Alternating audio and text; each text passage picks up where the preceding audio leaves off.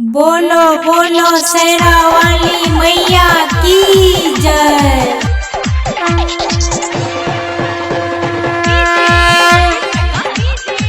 Present by SK studio Bhawanipur.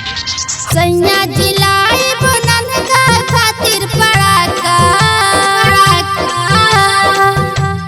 सैया जिलाए बुनन का खातिर पड़ाका।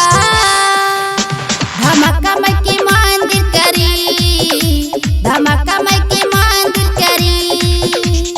धूम मचाई देखी सगर इलाका,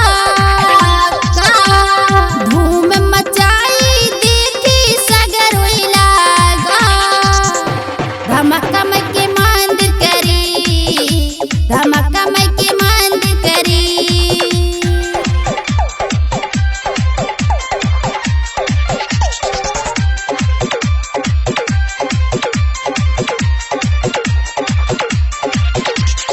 ऐसे न माने उधैले बजित हूँ, तोहरे पे लागल बावो कर उम्मीद हूँ, तोहरे पे लागल बावो कर उम्मीद हूँ, तोहरे पे लागल बावो कर उम्मीद हूँ। साच कहिले ये बबुआ के पापा, साच कहिले ये बबुआ के पापा।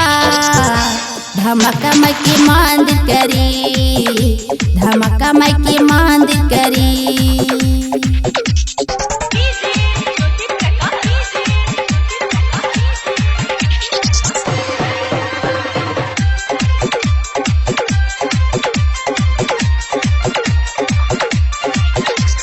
मोने न भावे ओके चरखी आकाशी, हमरा के डलले बा बहुते उफासी, हमरा के डलले बा बहुते उफासी, हमरा के डलले बा बहुते उफासी। ले आई सुनी बबुआ के पापा, ले आई सुनी बबुआ के पापा। धमाका मैं के मंदिर करी, धमाका मैं के मंदिर करी।